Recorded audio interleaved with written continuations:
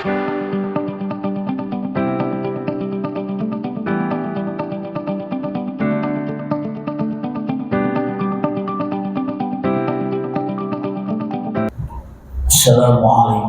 warahmatullahi wabarakatuh.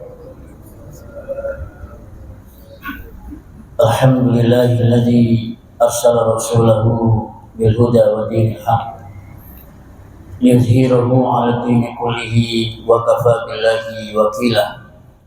Allahumma shalli wa sallim wa barik ala sayyidina wa maulana Muhammadin wa ala alihi wa ashabihi wa man tabi'ahum bi ihsanin ila yaumiddin. Rabbi shrah li sadri wa yassir li amri wa hlul 'uqdatam min lisani yafqahu qawli. Amma ba'du.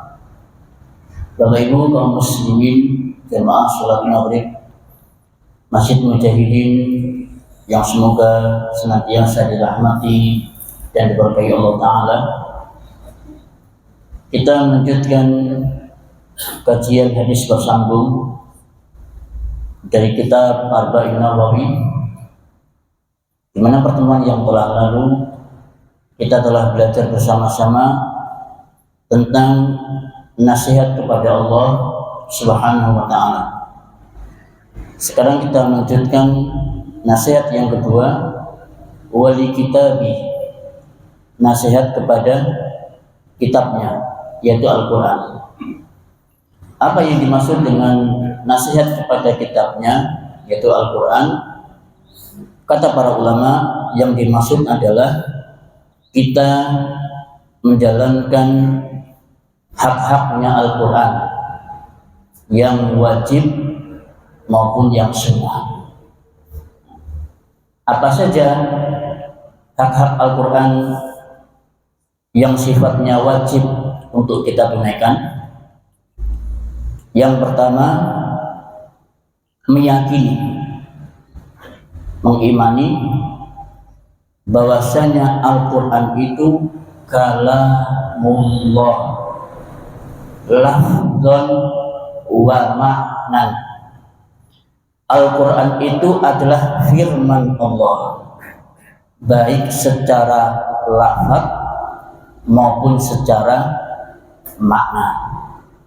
Nah, ini penting Bapak Ibu, karena ini menyangkut masalah prinsip akidah Ahlus Sunnah wal Jamaah. Ini nggak boleh ditawar dan tidak boleh ada perbedaan pendapat. Ahlus Sunnah wal Jamaah meyakini bahwa Al-Quran itu adalah firman Allah, bukan makhluk, baik secara lafaz maupun secara makna. Nah, karena keyakinan inilah sampai di masa salaf kita, yaitu masanya Imam Ahmad bin Hanbal, itu para ulama Ahlus Sunnah wal Jamaah mendapatkan fitnah besar. Mereka ditangkap satu-satu, dipenjara, disiksa, bahkan ada yang sampai dibunuh. Siapa yang nangkap? Penguasa, pemerintah.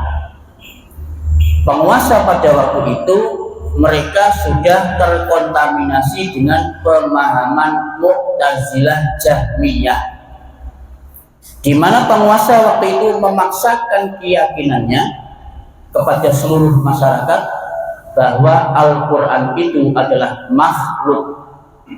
Nah, ini gimana? Ya, satu demi satu para ulama ditangkap. Ada yang tidak kuat, ya, menahan siksaan, akhirnya pura-pura ngaku. Ya udah, ngaku dah, ya. Al-Quran itu adalah makhluk, tidak kuat Pak disiksa. Ada yang masih tetap tegar, ya.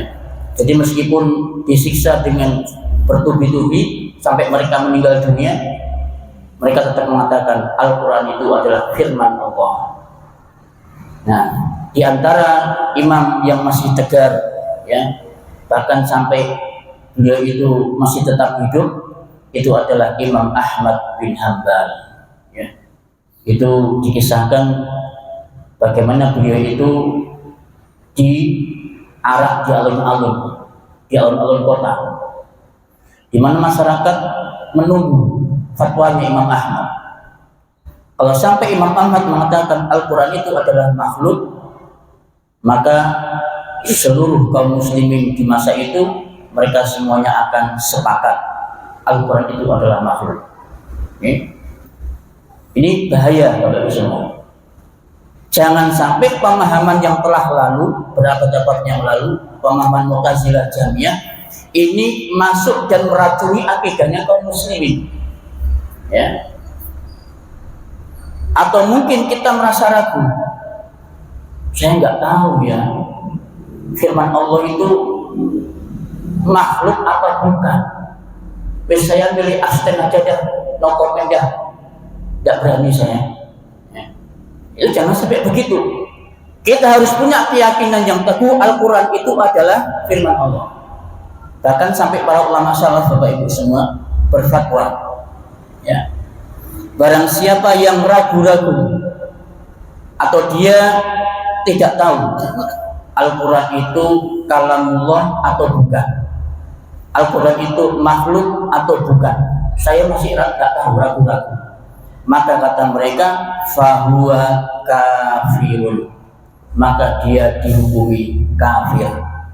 Tuh, ya, sampai kafir loh Pak, karena ini masalah akidah.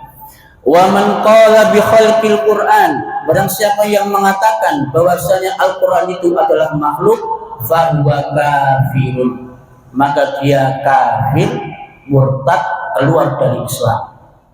Ya, ini prinsip. Maka ini tidak boleh berbeda. Tapi kemudian para ulama berbeda pendapat.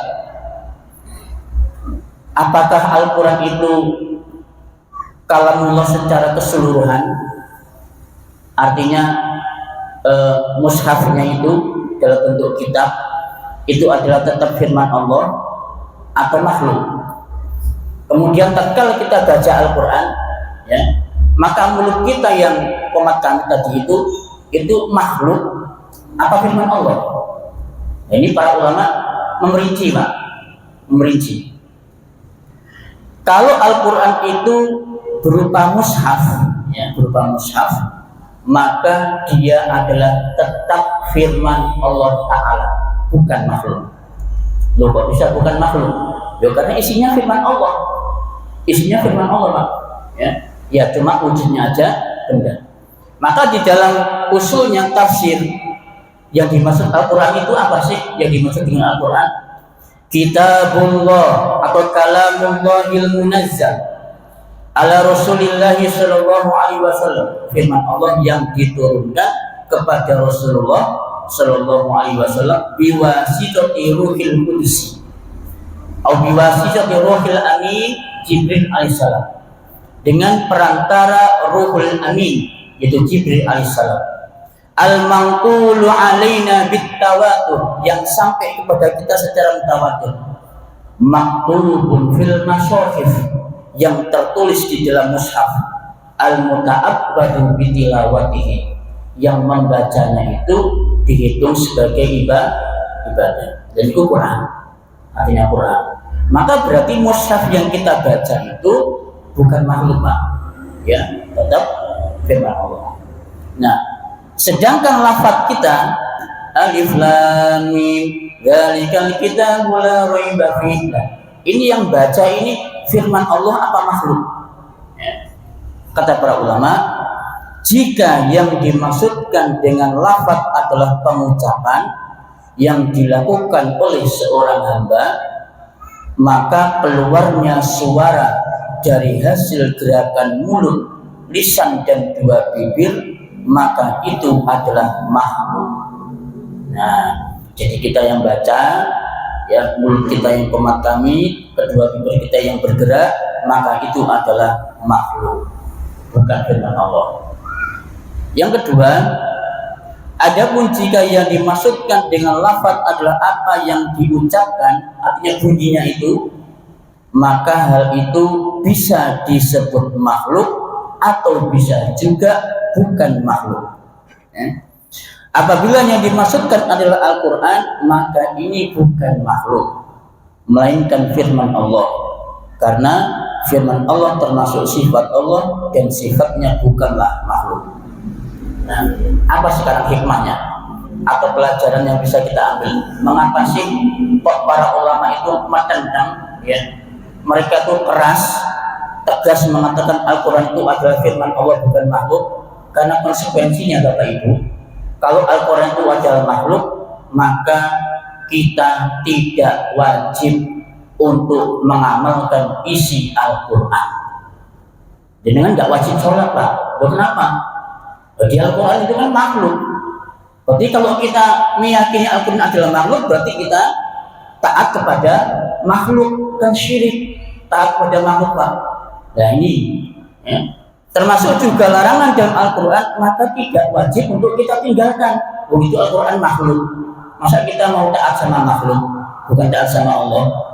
Nah, itulah konsekuensinya. Kalau sampai kita mengatakan Al-Quran makhluk, maka konsekuensinya jangan taati isinya Al-Quran, berbahaya, karena itu adalah makhluk. Oke? Ini pembahasan panjang bagi semua, dan memang pembahasan yang begitu sangat ilmiah, ya, di dalam kitab-kitab para ulama, bahkan sampai ya berbagai macam kitab akidah, ya, akidah Ahlussunnah wal Jamaah itu membahas masalah ini sangat panjang sekali dan sangat terperinci.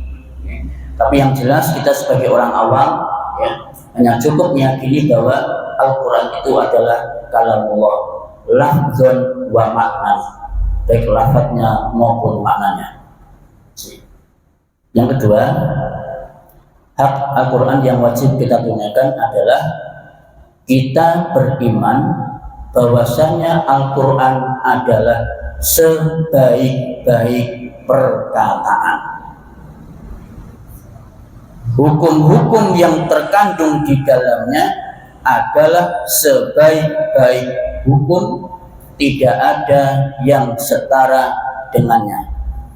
Ini juga penting. Okay. Prinsip akidah Ahlussunnah wal Jamaah, bahwa tidak ada ucapan yang paling baik selain dari Al-Quran. Setuju? Setuju. Nabi Shallallahu Alaihi Wasallam bersabda, wa inna asdaqal hadisi kitabullah. Jadi sebaik-baik perkataan, ucapan itu adalah kitabullah. Enggak ada lain, Pak. Kenapa?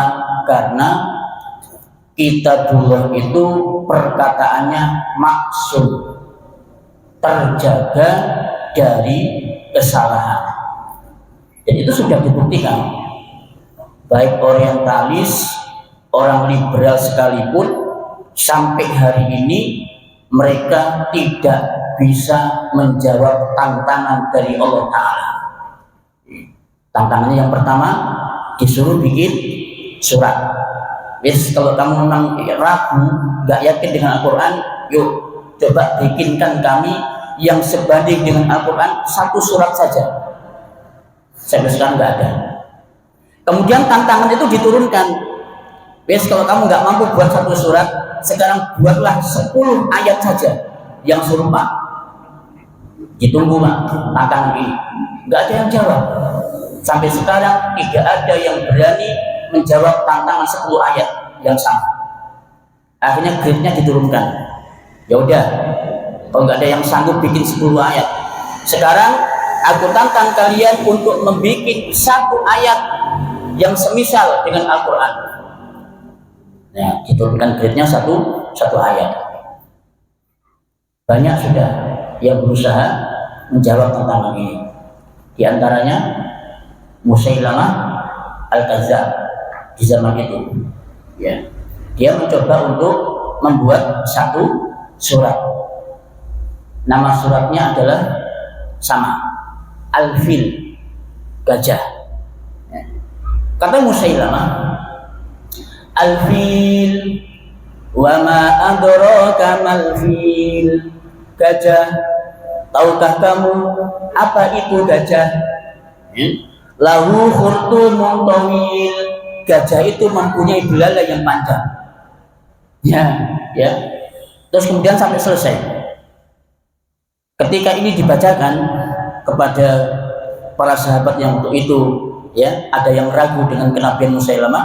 Ketika dibacakan ini, apakah kalian tidak tahu bahwa malaikat Jibril telah menurunkan satu suratnya kepada saya? Apa itu? Al-Fil. Kemudian dibacakan Al-Fil itu, ya. Ketika dibacakan itu, maka sebagian besar kaum muslimin mengatakan, wallahi, demi Allah, hari ini kami semakin yakin bahwa engkau adalah seorang pendusta. Ketahuan, Pak, ya. Jadi ketahuan bahwa itu bukan Al-Quran, itu bukan wahyu, ketahuan. Dari susunan bahasanya saja aneh, ya? Aneh. Gak ada yang berani, Pak. Nah, itu sebaik-baik perkataan.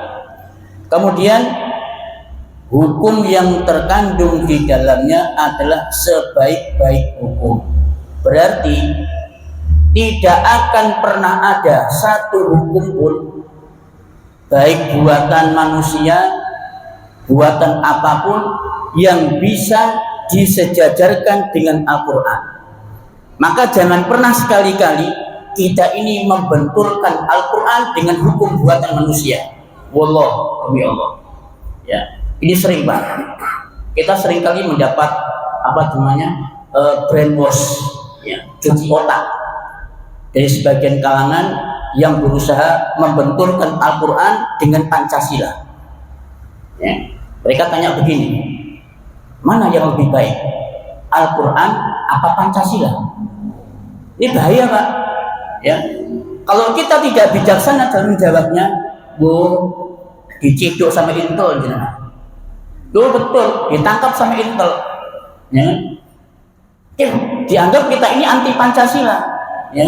Nek jawab, yo lebih baik Al-Quran, berarti jenengan anti Pancasila, dicekel sama Intel, ya.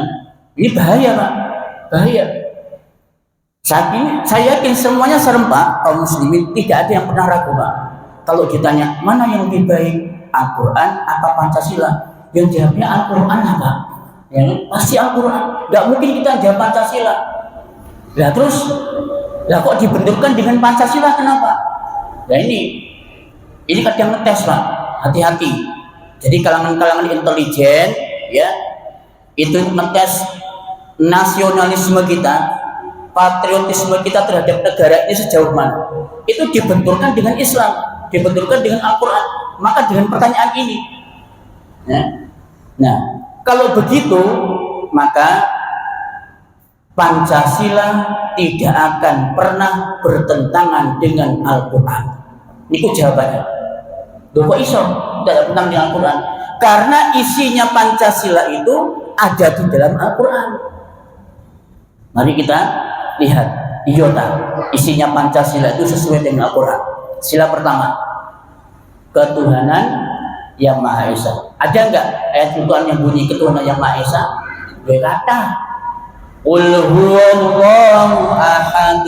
Loh, katakanlah Allah itu adalah Esa, Ahad. Loh, ini Pancasilanya.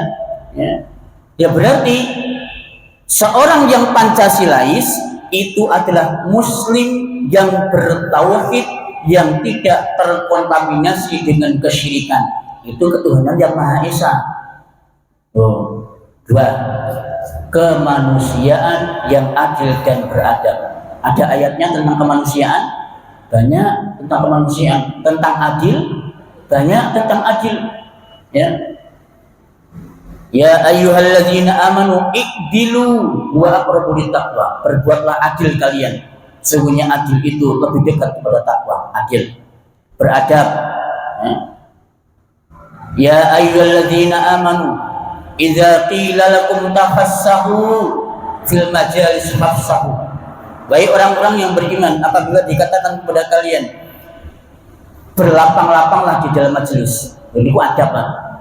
Adab duduk di dalam majelis. Ini ku wonten ayate, ya. Apalagi persatuan Indonesia. Apa ada ayatnya persatuan Indonesia? Ya kata Al-Quran mengajak kita supaya bersatu. Tuh, ya, jangan berpecah belah, jangan bercerai-berai, apalagi sesama Muslim. Ini persatuan, ya, perakyatan ditambah kata sampai yang terakhir keadilan sosial bagi seluruh rakyat Indonesia. Jadi semua isi Pancasila niku Bapak Ibu semua itu tidak pernah ada yang bertentangan dengan Al-Quran. Maka jangan pernah kita ini membenturkan Pancasila dengan Al-Quran. Tidak nyambung Pak. Gimana mau dibenturkan dong, isinya sama semua dengan Al-Quran, kok malah dibenturkan, ya? Nah, dengan kata lain, seorang Muslim yang berpegang teguh dengan Al-Quran, maka dia berarti Pancasilais. Pancasila murni, nasionalismenya tinggi, patriotismenya sangat tinggi. Itu Pak, ya. Jadi kalau ada orang Islam ditanya rasa patriotismenya, aduh, ojo ditanya dah. Insya Allah umat Islam punya jiwa patriotisme yang tinggi dibandingkan mereka yang mengaku Pancasilais. Ya. Insya Allah umat Islam rasa nasionalismenya jauh lebih tinggi dibandingkan dengan mereka yang katanya NKRI harga mati. Demi Allah saya berani bersumpah. Ya. Mereka yang mengatakan NKRI harga mati dan sebagainya, insya Allah tidak akan pernah bisa dibandingkan dengan nasionalismenya kaum muslimin. Itu sudah terbukti di dalam sejarah. Nah, maka dari itu kita sebagai umat Islam hendaknya berusaha untuk berhukum dengan hukum Al-Quranul Karim selagi bisa. Jangan pernah kita membuat atau mengamalkan hukum yang bukan hukumnya Al-Quranul Karim. Nanti bisa fatal Bapak Ibu, Allah bisa marah. Mari kita lihat surat Al-Maidah ayat 50. Afa hukmal jahiliyati yabghun. Apakah hukum jahiliyah yang mereka kehendaki? Ini Allah bertanya, apakah hukum jahiliyah, hukum buatan manusia yang kita kehendaki? Nah, kita ini kan rata-rata hukum kita warisan Belanda, ya, warisan Belanda. Maka berarti dengan kata lain, Belanda itu kan orang kafir ya Pak ya, orang kafir. Maka kalau memang bisa untuk tidak dipakai hukum buatan Belanda, ya maka jangan dipakai. Maka pakailah hukum Al-Quran. Apa contohnya Bapak Ibu? Alhamdulillah ya, negara kita ini sebagian besar masalah hubungan sosial kemasyarakatan, kemudian muamalah itu sudah banyak memakai hukum Al-Quran. Contoh misalkan masalah pernikahan itu sudah pakai hukum Islam. Kemudian masalah waris, ya, masalah waris ini juga sebagian besar sudah pakai hukum Al-Quran, sebagian besar. Kemudian hukum perbankan, perekonomian sudah mulai menjamur bank-bank Islam, ya, itu juga hukum Al-Quran. Kemudian dan masalah-masalah yang lainnya itu sudah banyak mengadopsi dengan hukum Al-Quran. Alhamdulillah. Cuma memang ada beberapa hukum, terutama masalah pidana, ya, ini masih menggunakan hukum warisan Belanda. Ini akhirnya jadi masalah Pak. Ya, jadi masalah betul di masyarakat, ya. Sampai sekarang pun angka kriminalitas di Indonesia tetap tambah turun apa tambah naik? Tambah naik Pak. Betul, tambah naik.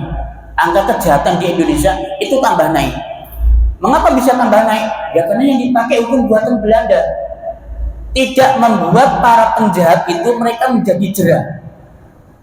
Mari begal maneh, ya kan? Habis bunuh lagi, habis merampok lagi. Yang kata mereka begini ya Pak, para penjahat itu penjara nowis di penjara, unik jadi keimangan naik. Lu mau tenasan ya Pak? Di penjara loh kan tuh dapat makan, ya. Cek dipotong remisi, dipotong apa namanya tuh, potongan nanti 17-an, potongan Idul Fitri, cek dapat makan. Oh, ya kan? Mereka senang Pak. Itu asal mereka. Sehingga kejahatan itu tidak akan pernah berhenti.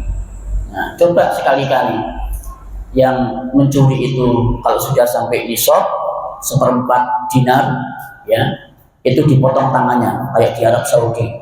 Oh, orang mau mencuri, pikir-pikir Pak, aduh, diketok aneh. Habis itu mencuri lagi, dipotong lagi kakinya, mencuri lagi, dipotong tangan kirinya, mencuri lagi, dipotong kaki kanannya, secara menghilang. Takut Pak. Ya. Makanya di Arab Saudi, jangan lihat, tidak pernah ada sana itu tindakan kriminal, nggak ada Pak. Menurut saya ya, jangan parkir mobil di Saudi, parkir mobil di tengah jalan, di tengah jalan, jangan kok dibegal sama orang, geser sak senti Pak, tidak akan bisa geser. Coba tuh, parkir mobil kendaraan di Saudi, parkir sembarangan, bergeser 1 senti aja nggak pernah bisa bergeser, apalagi sampai dicuri orang.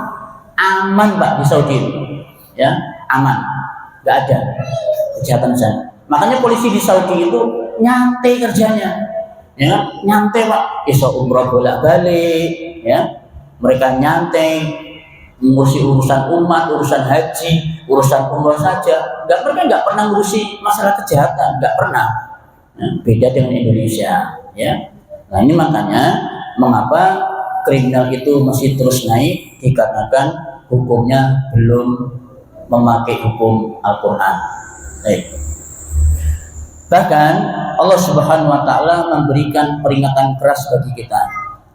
Wa man lam yahkum bima anzalallah faulaika humul kafirun.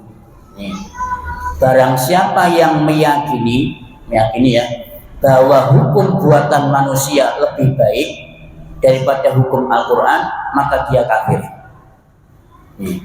Yang kedua, barang siapa yang meyakini bahwa boleh berhukum dengan hukum buatan manusia, maka dia kafir. Barang siapa yang meyakini bahwa hukum Al-Quran itu tidak cocok diterapkan di Indonesia, maka dia kafir. Ya, dia kafir. Tapi kalau dia berhukum dengan hukum buatan manusia karena hawa nafsu, maka para ulama mengatakan dia dihukumi fasik, dihukumi zalim, tidak sampai kafir. Dan ini hati-hati Pak. Ya, ini kalau jenengan tidak tidak mendalam masalah ini, nanti jenengan akan jadi teroris. Nah, kenapa sih bisa munculnya paham-paham teroris di Indonesia? Mengapa bisa ada? Dikarenakan mereka memahami Al-Maidah ayat 44 ini secara sepotong. Jadi mereka itu gebiah-uyah, siapa yang tidak mau berhukum dengan apa yang Allah turunkan, maka dia kafir. Berarti anggota DPR kafir yang buat undang-undang, polisi, tentara yang menjalankan undang-undang kafir, ASN ya yang menjalankan undang-undangnya DPR, maka dia kafir. Kafir Pak, ya kan? Dan kita ini kafir semua ini. Dan kita akan menjalankan amanahnya undang-undangnya DPR. Ya maka kafir semua kita ini Pak. Kan ngeri kalau sudah begitu. Nah kalau sudah dikafirkan semua, enak sudah. Bagaimana hukumnya kita memerangi orang-orang kafir? Oh jihad, ya. Oh jihad itu jihad Allah Subhanahu Wa Taala memerangi orang-orang kafir. Akhirnya mereka pun kemudian termakan brainwash, cuci otak itu. Kemudian mereka merekrut anak-anak muda yang lagi semangat-semangatnya belajar Islam, ya, diprovokasi, dipengaruhi, ditanamkan doktrin tentang masalah tauhid, tentang kekafiran. Setelah mereka kenceng, baru diajak, ayo gawe bom, ya, gawe bom. Di mana mau diledakan? Oh di sana, di hotel itu nanti akan kedatangan tim kesebelasan dari Eropa. Orang Eropa itu kafir enggak? kafir. Nah, kita hukumnya gimana memerangi mereka? Oh, jihad. Nah, maka tanamkan bom itu untuk memerangi mereka. Oh, taruh bomnya di hotel itu, sebagaimana yang terjadi di beberapa tahun yang lalu. Itu Bapak Ibu semua, ya. Jadi dalam memahami ini hendaknya kita pas tengah-tengah, ya. Jadi tidak meremehkan sehingga kita tidak kita mengabaikan hukum Al-Quran. Kita pun juga jangan sembarangan sehingga kita menjadi orang-orang yang mempunyai pemahaman teroris. Baik. Oke, mungkin 2 poin ini dulu, ya. Sebelum kita lanjutkan, mungkin ada pertanyaan atau ada yang mau disampaikan, dipersilahkan.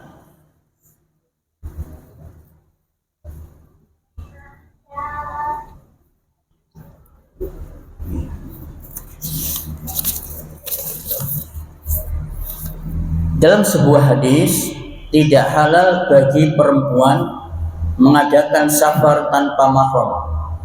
Bagaimana dengan perempuan-perempuan sekarang yang mengadakan safar haji atau umroh sendirian tanpa mahram dengan dalih keadaan sekarang sudah aman, nyaman, dan banyak temannya sesama perempuan? Apakah sah haji atau umrohnya?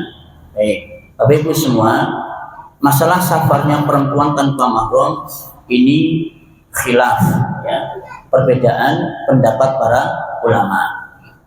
Sebagian besar para ulama itu mengharamkan seorang wanita pergi safar tanpa mahram. Dalilnya adalah la tusafir imra'atun illa ma'azi mahramin. Tidak boleh seorang wanita melakukan safar kecuali ditemani oleh mahram. Mahramnya siapa? Ya suami, ayahnya, pamannya, anak laki-lakinya, saudara laki-lakinya yang sudah balik, dan seterusnya. Itu mahramnya, Pak. Jadi kalau perempuan sama perempuan, ya meskipun itu saudara kandung, ya tetap bukan mahram namanya. Orang sesama perempuan, ya. Yang maksud mahram adalah mahram laki-laki, bukan mahram perempuan. Oke? Nah, termasuk juga haji dan umroh. Safar karena ibadah saja itu dilarang, ya, tanpa mahram, apalagi safar bukan dalam rangka ibadah, kayak misalkan studi tour, rekreasi, studi banding, ya, itu kan safar bukan dalam rangka ibadah, ya. Maka apabila memungkinkan untuk ditemani sama mahramnya, ya ditemani. Maka Bapak Ibu untuk sekolah, ya saya betul ya sama sekolah. Kalau memang bisa ustazah itu safarnya dengan suaminya, dengan mahramnya, tolonglah ajak suaminya, ajak ayahnya, ajak anaknya, ajak saudara kandung-kandungnya. Ya, itu Pak, kalau bisa ya, kalau bisa. Jangan sampai para ustazah itu dilepas begitu saja. Kemana? Studi banding, kemana? Ke Malang. Ke Malang kan safar. Ya, bukan ustaz banyak rombongan. Oh iya banyak rombongan, tapi di situ kan bukan mahram juga.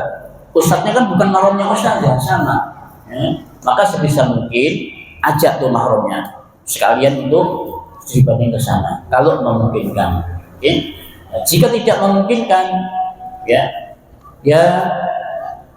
di mungkin hanya beberapa orang saja, mungkin hanya laki-laki saja yang studi banding, yang perempuannya tidak usah, mungkin bisa begitu. Ya, atau mungkin kita undang pembicara dari luar, kemudian datangkan ke sekolahan, kemudian mereka disuruh ngisi, mungkin bisa begitu, ya.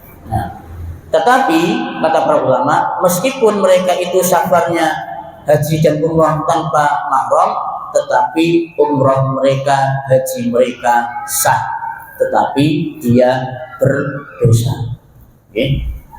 Nah, kemudian sebagian ulama yang lain berpendapat bahwa selama perempuan itu aman, ya, aman dari gangguan di jalan, kemudian ditemani sama teman-teman yang lain meskipun sama perempuan, maka mereka diperbolehkan untuk safar, ya, meskipun ditemani oleh teman-temannya perempuan. Itu sebagian ulama yang berpendapat boleh. Wallahu a'lam bishawab, ya. Kalau menurut hemat kami, kalau memang memungkinkan untuk ditemani mahram, ya, ditemani mahram saja. Ya. Jika tidak memungkinkan, bismillah. Ya, mudah-mudahan saudara perempuan kita atau mungkin istri kita, ya, dilindungi oleh Allah Subhanahu Wa Taala, dijaga keselamatannya ketika mereka sedang safar. Nah, wallahu a'lam bishawab. Mohon penjelasan tentang hadis Nur Muhammad. Bagaimana derajatnya sahih atau palsu? Sebagian hadis tentang Nur Muhammad ini adalah lemah. Sebagian besar itu adalah palsu. Ya. Jadi hadis yang mengatakan bahwa Nur Muhammad, ya, itu adalah lemah dan palsu, sehingga tidak bisa dijadikan sebagai pegangan. Apakah dibenarkan baiat kepada selain pemimpin atau pemerintah, misal kepada ormas atau aliran-aliran? Mohon penjelasannya. Baik. Baiat yang dianjurkan atau yang disunahkan di dalam Islam itu adalah baiat kepada pemimpin kaum muslimin. Okay. Bukan baiat kepada masing-masing kelompok atau masing-masing ormas. Dalilnya apa? Dalilnya kata Nabi Shallallahu Alaihi Wasallam, "Iza bu'i'ah li khalifataini." Kalau ada dua khalifah, dua pemimpin itu di baiat, falyaqtul ahaduhuma, maka bunuhlah salah satu dari dua pemimpin tadi. Nah, jadi kan bisa bayangkan, Pak, kita ini ada berapa ormas di Indonesia? Puluhan, mungkin bahkan ratusan, ya. Nah, kalau masing-masing mereka itu semua berbaiat, ya, berbaiat sama Nabi disuruh dibunuh. Apa terus kemudian nanti yang baiat sama NU dibunuh, yang baiat sama Muhammadiyah dibunuh, yang baiat sama Al-Irsyad dibunuh, yang baiat sama Persis dibunuh? Aduh, ngeri kan, Pak? Nah, ngeri kan? Nah, maka dari itu, maka di dalam Islam itu tidak boleh ada baiat kecuali kepada pemimpin muslim. Yang kedua, baiat kepada kelompok atau kepada ormas itu sangat memungkinkan terjadinya perpecahan di antara kaum muslimin. Ya. Sebab kenapa? Yang satu merasa, oh ini ormasku lebih baik, oh ini ormasku lebih benar, oh ini ormasku lebih lurus. Akhirnya timbul rasa fanatik. Ini pernah terjadi beberapa tahun yang lalu, ya. Bagaimana baiat itu melahirkan orang-orang yang fanatik kepada ormas atau kelompok, akhirnya terjadi perang, ya, perang antar ormas. Nauzubillah min dzalik. Ini yang kita hindari, Bapak Ibu semua. Nah,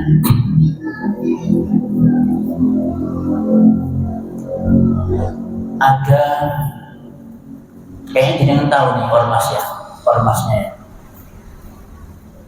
yang sering berganti-ganti nama. Dulu namanya ini, terus kemudian ganti namanya ini, setelah ini kemudian ganti lagi namanya ini, ya. Padahal ormas itu sudah dibubarkan sama Kejaksaan Agung dan bunyi tulisan itu masih ada, belum dihapus sama Kejaksaan Agung. Itu salah satu di antara pokok ajaran mereka adalah baiat, okay? Baiat kepada mereka. Berarti kalau sudah baiat, menurut saya, Pak, nek sampai jenengan keluar dari kelompok itu, jenengan akan dikejar, dibunuh. Oh iya, betul. Ini sudah terjadi di antara pengikut mereka yang sudah hijrah, kemudian tobat, kemudian kembali ke Ahlussunnah, itu dikejar, Pak. Dikejar, diintimidasi, diancam, dibunuh. Ya, di antaranya itu ada Bapak Bambang Irawan, ya, Allah yarham, rahimahullah, ya. Beliau, masya Allah, diancam, dibunuh, ya. Nah, itu. Termasuk juga munculnya apa ya? Torikot. Nah, ini banyak torikot juga mengadakan baiat. Ada torikot Naksabandiyah, ada torikot Zaidiyah, ya? ada tarekat ini, ada tarekat, semuanya baiat semua. Soalnya baiat semua. Kalau sudah baiat dengan tarekat ini, masya Allah, ya, oh ngeri Bapak Ibu semua, ngeri, betul. Kalau jenengan sudah baiat, maka secara otomatis harus sami'na wa atokna. Termasuk kalau istrinya jenengan diminta, jenengan harus rela. Oh ngeri itu Pak, itu ngerinya baiat. Misalkan ini ada amirnya ya, ada amirnya. Mak bini yang nak erti, bikin kok ya. Loh, jenengan harus sami'na wa atokna. Oh iya Ustaz, monggo silahkan ambil istri saya. Tidak boleh Pak. Ada satu kelompok udah berbaiat, dia minta amirnya jenengan tolak. Oh, cepat. Iki bojoku tak eman kok tak kena sampean. Oh, sampai berarti nggak taat sama amir, murtad sampean. Loh, ngoten Pak. Itu ngerinya baiat.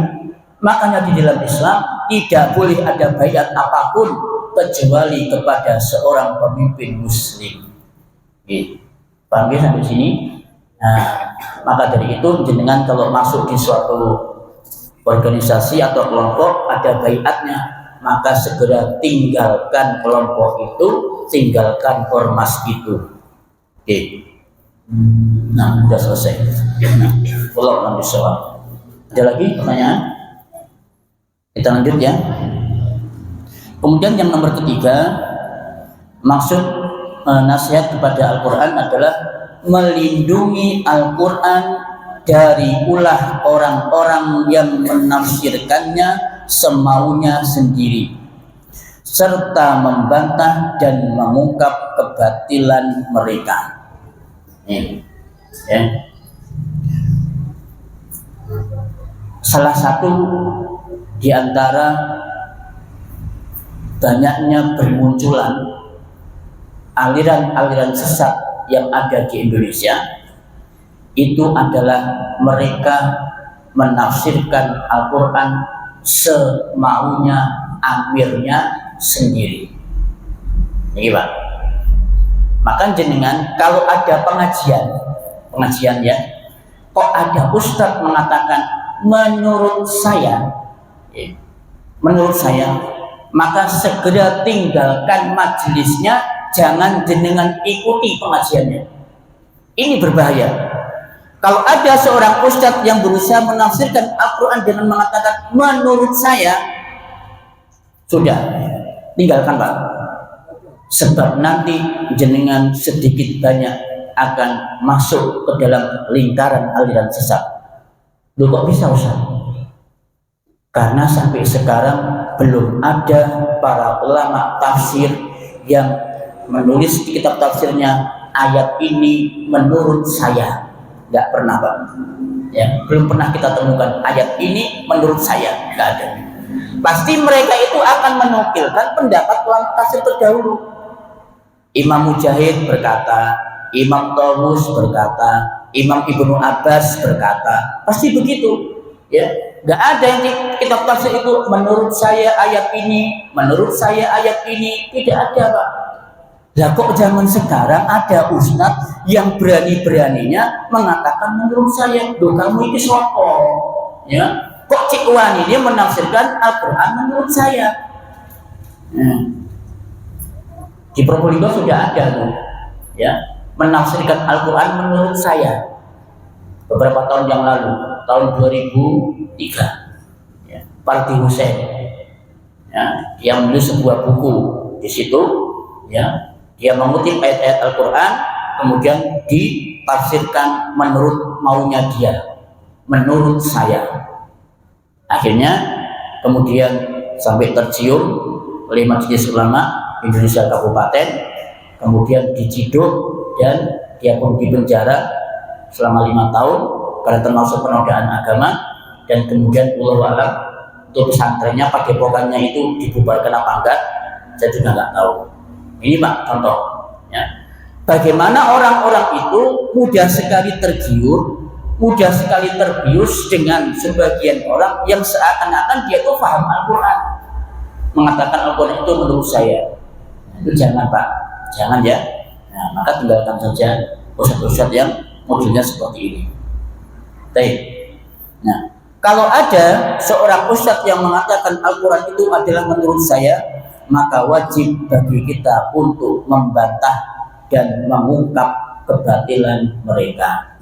Coba didelok tafsir Ibnu Katsir, cocok enggak? Oh cocok, ya udah berarti sama dipakai.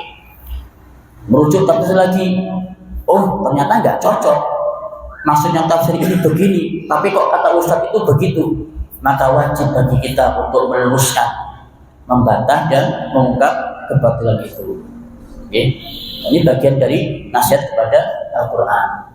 Oke. Kemudian yang keempat,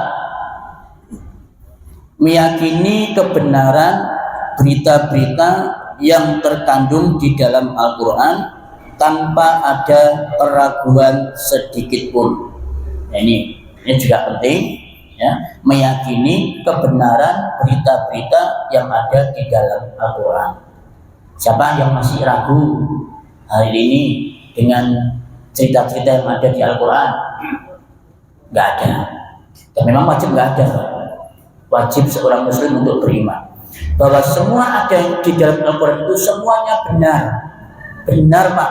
Dan bisa dibuktikan secara ilmiah. Bisa. Saya kasih contoh. Di Al-Quran itu ada ayat bunyinya begini. Marojal bahroini yaltaqiyan bainahuma barzakhun la yabghiyan. Ya, ada dua laut itu yang saling bertemu tetapi tidak bisa bercampur. Seakan-akan kedua laut itu ada dinding pemisah. Coba. Kapan kira-kira ayat ini bunyinya demikian? 14 abad yang lalu ayat ini Al-Quran turun. Kapan pembuktian ayat ini terjadi? Kapan? Setelah para ulama, para ilmuwan membuktikan sendiri, oh ternyata ada betulan dua laut, yang satunya asin, yang satunya tawar, ya, yang satunya warnanya hijau atau mungkin biru, yang satu warnanya keruh, tapi nggak bisa campur, ya. Ada semacam kayak pembatas gitu Pak. Dan ternyata laut itu ditemukan di Selat Gibraltar. Loh, ini contoh nih. Bisa dibuktikan kebenaran isinya, itu kan? Secara ilmiah bisa. Belum lagi nanti ayat yang lain. Daraballahu apa? Innallaha la yastahi ayyatriba masalan ma ba'udah. Allah enggak malu untuk membuat perumpamaan berupa nyamuk. Haji, apa kok nyamuk? Kok duduk kecoa? Ya, kenapa harus nyamuk? Kenapa bukan lalat aja? Dan ternyata bisa dibuktikan kebenaran ilmiahnya. Nyamuk ketika diteliti sama ilmuwan pakai mikroskop, subhanallah, ya, mulai dari seluruh organnya sulit untuk manusia itu bisa membuat binatang seperti itu Pak. Ya, nyamuk bisa dibuktikan secara ilmiah, ya kan? Nah, maka wajib bagi kita, ya, untuk percaya dengan berita-berita atau informasi yang ada di dalam Al-Quran tanpa ada keraguan sedikit pun. Nah, kemudian itu yang masalah wajib, ya. Kemudian yang terakhir yaitu menunaikan hak-hak Al-Quran yang sifatnya sunnah.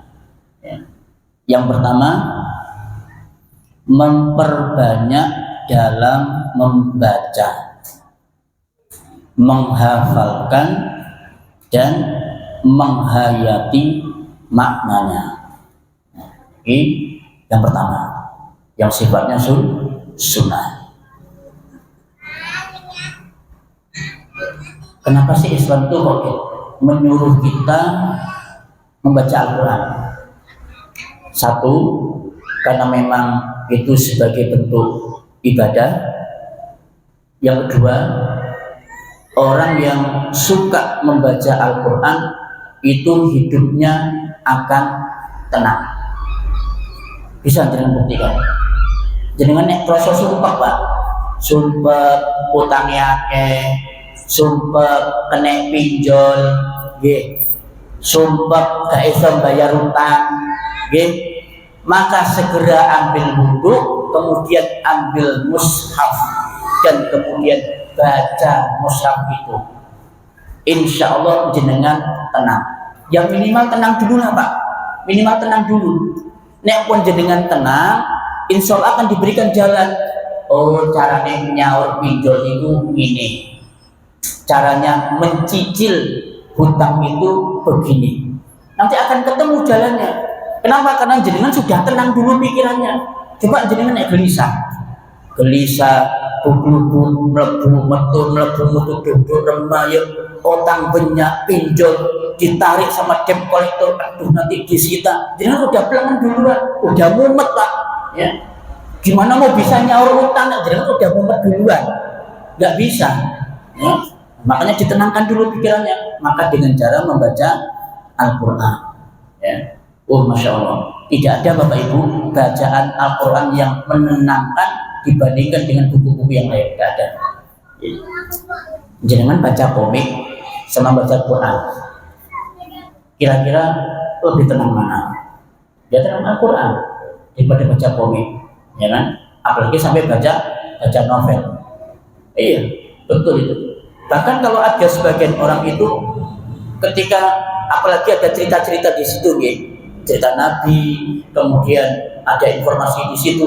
Terkadang seakan-akan kita ini hidup berada di tengah-tengah itu, di tengah-tengah cerita itu. Cerita Nabi Musa, cerita Nabi Ibrahim, ya cerita Nabinya Sulaiman. Seakan-akan kita ini berada di zamannya mereka.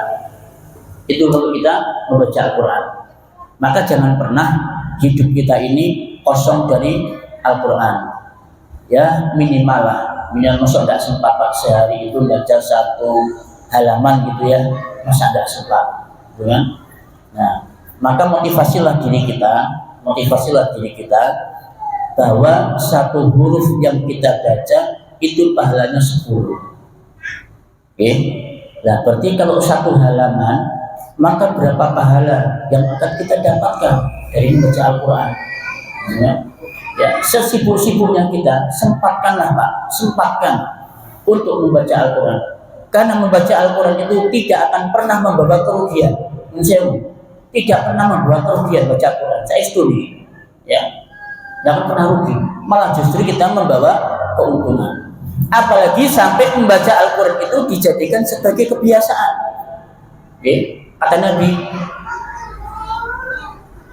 sesungguhnya seseorang itu meninggal dunia sesuai dengan kebiasaannya. Loh, iya tadi Pak. Orang itu meninggal dunia sesuai dengan kebiasaannya. Nah, kalau jenengan biasanya sering baca Al-Quran, insya Allah nanti usianya ditutup dalam rangka jenengan baca Al-Quran. Kan enak Pak, husnul khotimah. Dibandingkan dengan kita ini, kebiasaan kita ini mainnya catur. Ya, kebiasaan main catur, skat, seter, rojo, pion. Yakin saya, usianya jenengan nanti begitu sakaratul maut, mulut yang kita ucapkan adalah pion, seter, skat. Bayangkan, katanya mati, mulut ini sempat ngomong sekat, spion, seter, rojo. Dibanding dengan jenengan meninggal dunia, alif lam mim dzalikal kitabul la raiba fiih, pilih putih. Dan pilih meninggal dunia dalam keadaan baca Al-Quran. Betul loh Pak. Ya, maka nggak ada ruginya. Jangan punya kebiasaan, jadi kebiasaannya di bengkel ya, bengkel. Akhirnya baut, obeng, kunci Inggris, engkol. Karena kebiasaannya begitu. Kebiasaannya adalah dia berkutat dengan kendaraan sepeda motor, dengan mobil, maka sakaratul mautnya juga ditutup dengan kebiasaan itu. Ya. Nah, ngeri kalau begitu, guys. Ya, ya bukan berarti nggak boleh, bukan begitu maksud kita. Jadi ya boleh-boleh saja, ya, selama itu mubah. Tapi kalau bisa jadikanlah kebiasaan kita itu kebiasaan yang baik, terutama di saat membaca Al-Quran. Nah, Wallahu a'lam. Ini karena sudah masuk, misalnya insya Allah kita lanjutkan lagi di pertemuan akan datang, yaitu nasihat kepada Rasulnya Shallallahu Alaihi Wasallam. Subhanakallahumma wa bihamdika, asyhadu an la ilaha illa anta, astaghfiruka wa atubu ilaik.